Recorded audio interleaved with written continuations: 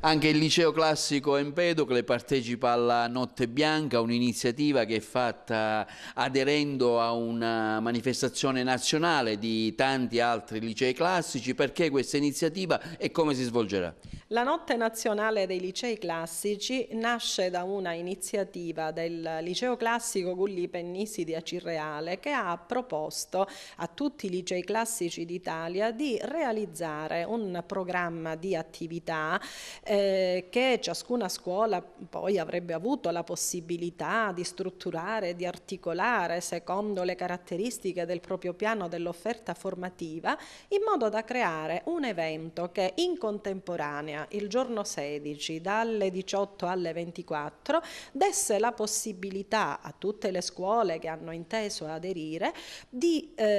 parlare del liceo classico. Cosa significa oggi parlare del liceo classico? Non significa semplicemente fare un'azione in qualche modo orientativa anche rispetto al valore di un indirizzo di studi quale è quello dell'istruzione classica, che peraltro appartiene alla migliore tradizione culturale e pedagogica del nostro Paese,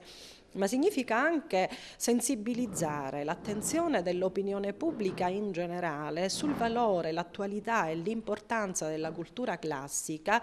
che è alle radici della nostra stessa civiltà, alle radici di quell'umanesimo libertario che ha anche al suo centro la persona umana che caratterizza l'Europa e che caratterizza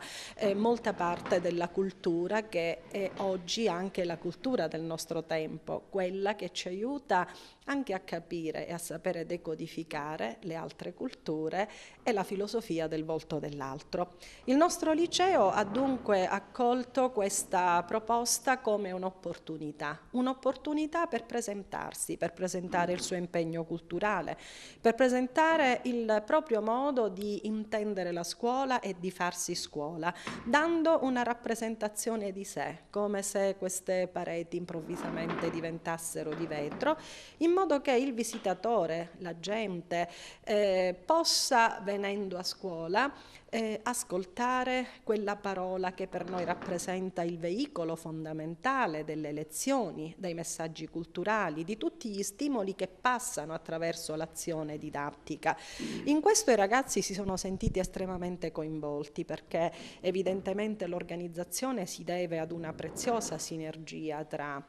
studenti e professori,